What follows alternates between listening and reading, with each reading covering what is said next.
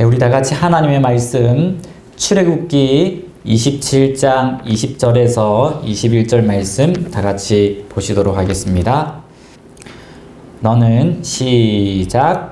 너는 또 이스라엘 자손에게 명하여 감람으로 지어낸 순결한 기름을 등불을 위하여 내게로 가져오게 하고 끊이지 말고 등불을 켜되 아론과 그 아들들로 해마간 증거계 희장 밖에서 저녁부터 아침까지 항상 여호와 앞에 그 등불을 강검하게 하라. 이는 이스라엘 자손의 대대로 영원한 규례니라. 아멘. 세상에서 가장 애절한 사랑이라고 하면 사랑하고 싶은 사람을 보고 싶은데 만나지 못하는 사랑일 것입니다. 특별히 우리의 모든 국민을 슬프게 했던 이 세월호 사건은 모든 것을 다 제쳐두고 무엇보다 부모님이 사랑하는 자녀를 이제 만날 수 없다는 사실이 정말 큰 슬픔이었습니다. 배에 물이 차오르고 있을 때 한 아들이 아빠에게 보낸 메시지를 보면 아빠 사랑해요. 웬 사랑 고백? 아빠도 사랑한다. 날씨가 꿀꿀 신나게 놀다 와라. 도착하면 엄마한테 문자 주고. 그런데 갑자기 연락이 되지 않자 위급함을 느낀 아버지가 아들 연락 주라. 사랑한다 아들아. 제발 무사히 살아만 있어다오. 정말 사랑했던 아들을 다시 만날 수 없는 아픔이야말로 모든 국민을 슬프게 했습니다. 하나님도 죄로 인해서 그의 아들, 딸, 즉 우리 사람과 관계가 끊어져 만날 수 없게 되자 하나님은 우리와 너무나 만나고 싶으셔서 만드신 게 있으십니다. 그게 바로 무엇이냐면 이 성소입니다. 출애굽기 중반부에 성소를 지으라는 이야기가 나오는데 어떻게 지으라고 설명을 쭉 하시면서 그 가운데 하나님이 의미심장하게 하는 말씀이 돋보입니다. 출애굽기 30장 6절과 36절에 보면 그 단을 증거계 위 속죄소 맞은편 곧 증거계 앞에 있는 장밖에 두라. 그 속죄소는 내가 너와 어디 할 곳이며 만날 곳이며 그 양 얼마를 곱게 찌어 내가 너와 만날 해마간 증거계 앞에 두라. 이 양은 너희에게 지극히 거룩하니라. 사랑하는 성도 여러분, 저는 예수님만 이 땅에 우리를 만나러 인간의 모습으로 오셨다고 지금까지 생각을 했는데 이미 성소라는 것을 통해서 인간의 모습만 안 하셨을 뿐 하나님은 그 전에 이미 이 땅에 내려오신 것입니다. 그래서 이 출애굽기를 읽다 보면 저는 예수님이 초림이 아니라 구약에서는 하나님의 모습으로 신약에서는 사람의 모습으로 두 번 오셨다는 느낌이 들었습니다. 그리고 곰곰이 생각해 보면 하나님은 모세의 떨기나무에서 롯이 만난 이 천사의 모습으로 이 땅에 자주 내려오셨습니다. 저는 오늘 이 성소 이야기를 통해서 특별히 우리가 방금 읽은 본문에 나타난 촛대의 등불 관리에 대한 말씀으로 나그네와 거류민으로 매일 살아가는 우리들이 어떻게 주님의 재림을 준비해야 할지 생각해 보기를 원합니다.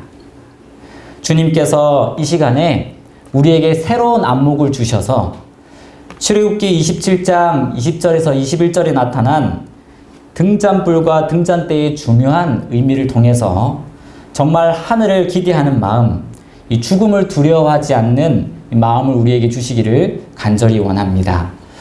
하나님이 모세에게 등불을 어떻게 관리해야 될지 말씀을 하십니다. 먼저 사람들이 등잔불의 원료가 되는 순전한 감람유, 다시 말하면 올리브유를 가족에 쓰게 하여 아론과 그의 아들들로 관리를 하도록 명하십니다.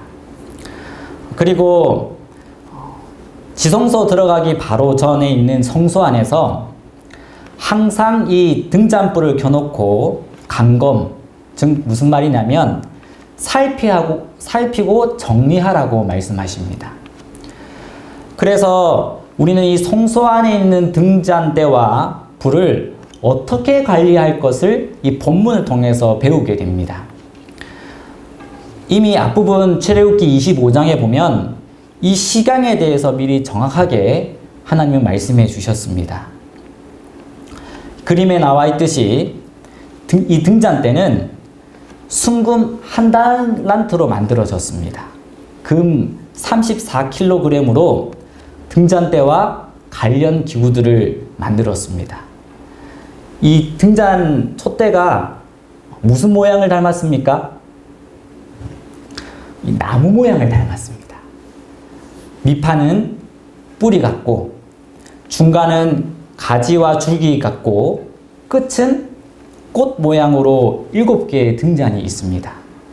또 이 등잔대의 특징은 유일하게 해마간을 비추는 유일한 빛입니다. 하나님께서는 이 성소를 해달의 가죽으로 덮게 하셔서 이 등잔에서 나오는 이 빛만이 그 안을 비추는 유일한 빛으로 하게 하셨습니다. 이 등잔대가 없으면 완전한 암흑이었고 오직 성전을 밝히는 유일한 빛을 하나님은 이 빛을 통해서 준비하게 하시고 제사장들로 관리하게 하셨습니다. 그리고 이 제사장들이 날마다 이것을 어떻게 관리했냐면 이 초를 켜놓으면 어떻게 됩니까? 초가 이게 타다 보면 무엇이 생기죠? 불똥이 생깁니다. 심지는 어떻게 될까요? 다 탄 심지는 이게 밖으로 또 튀어나옵니다. 그래서 제사장들은 날마다 촛대의 불똥과 심지를 잘 정리해서 이 촛대 옆에 불똥 그릇에 담아서 버렸습니다. 이 오늘 본문에 보면 첫 번째로 이 하나님은 촛대를 어떻게 관리하라고 하셨냐면 순전한 감람류로 찌어낸 이 기름으로 등불을 위하여 가져오라고 말씀을 하셨습니다. 왜 이 감람나무를 찌어낸 순결한 기름을 가져오게 하셨을까? 왜냐하면 이 올리브유를 짜낸 첫 번째 기름을 써야지 성소 안에서 불을 킬 때에 그름이 생기지 않고 불도 아주 밝게 유지할 수 있었습니다. 그리고 두 번째, 이 등불은 계속해서 불타올라야 한다는 것입니다. 끊이지 않고 등불을 계속 켜두라고 하셨습니다. 21절에 보면 아론과 그 아들들로 해마간 증거궤 앞 휘장 밖에서 저녁부터 아침까지 항상 여호와 앞에서 그 등불을 강검하게 하라. 이는 이스라엘 자손의 대대로 영원한 규례라고 하셨습니다. 레위기 24장에도 똑같은 이 말씀을 하고 있습니다. 뭐라고 하시냐면 레위기 24장 3절과 2절과 3절과 4절에서는 계속 그 관리가 이어지고 불이 끊이지 않도록 하나님은 3번이나 반복해서 말씀하십니다.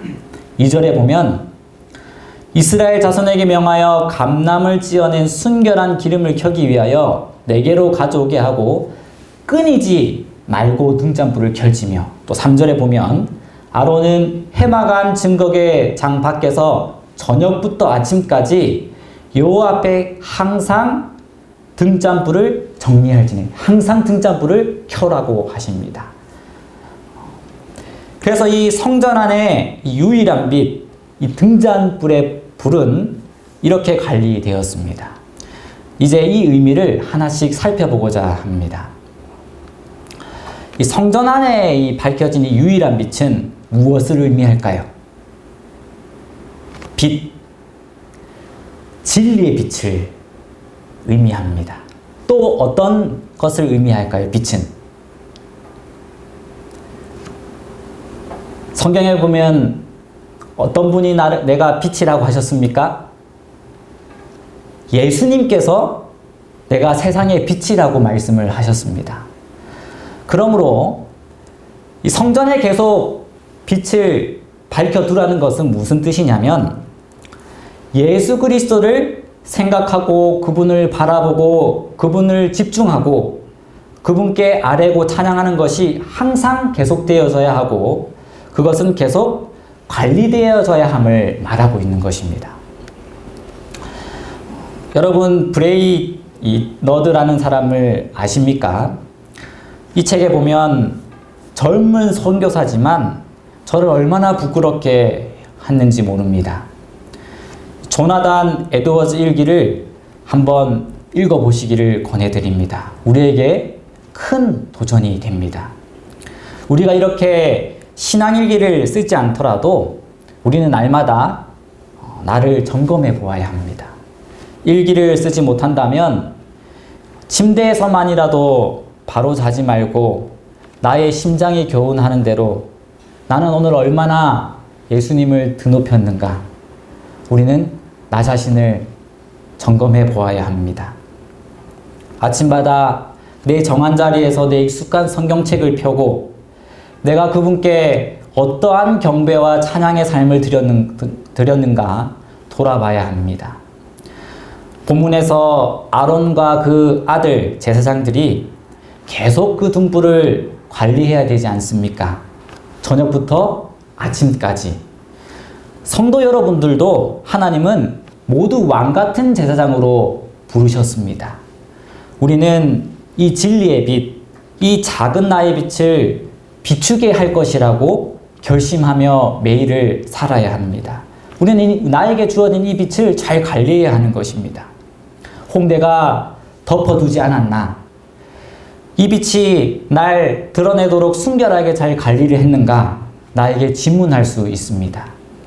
이 진리의 빛은 주님께서 우리에게 빛을 비추어 주셨고 그 불을 우리에게 사용하도록 주셨습니다. 그러나 이 빛이 계속 타오르려고 하면 무엇이 필요하냐면 순결한 감람류, 즉 성령님, 이 기름으로 상징되는 성령님이 나에게 계속적으로 공급이 필요한 것입니다.